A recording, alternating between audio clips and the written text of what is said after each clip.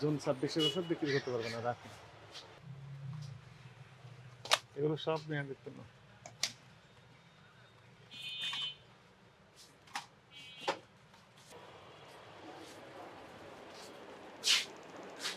এটা এই মাসে শেষ হবে। হ্যাঁ, এটা এই মাসে না, এই মাসে বিক্রি করতে পারবো না। এটা মার্চে মেয়াদ শেষ। এটা ডিসেম্বর 25-এ মেয়াদ শেষ। এটা মার্চে মেয়াদ শেষ। এটা এই মাসে মেয়াদ শেষ। দেখতে পেয়েছেন আপনার এখানে কতগুলো মেয়াদ উত্তীর্ণ ওষুধ পাওয়া গিয়েছে। এখানে হচ্ছে আমরা সবগুলো চেকিং করতেছি। মানে চেকিং এতদিন করেননি কেন? চেকিং করা হচ্ছে। তাহলে আমরা পেলাম কেন এভাবে? সবগুলো এখনো করা হয়নি। আমরা যেগুলো না, এই প্রতিষ্ঠানের বয়স কত হয়েছে? বয়স কত হয়েছে প্রতিষ্ঠানের?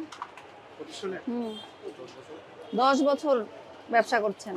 তাহলে তো এটা আপনার ভালোই জানার কথা যে মেয়াদ উত্তীর্ণ কোনো ঔষধ তাকে রাখা যাবে না, আপনি সব আলাদা করে রাখবেন। বলি এখানে যেগুলো আর আমরা চেকিং করলে এগুলো সব আস্তে আস্তে বের হয়ে যায়। অনেকগুলো প্রোডাক্ট আমরা এক্সপায়ারি বের করছি, কোম্পানি দিচ্ছি, কোম্পানি থেকে আবার আসতেছে। সেটা তো এটা আপনার একটা নিয়মতান্ত্রিক পদ্ধতি যে আপনি মেয়াদ উত্তীর্ণ যেগুলো হবে আলাদা করে রাখবেন।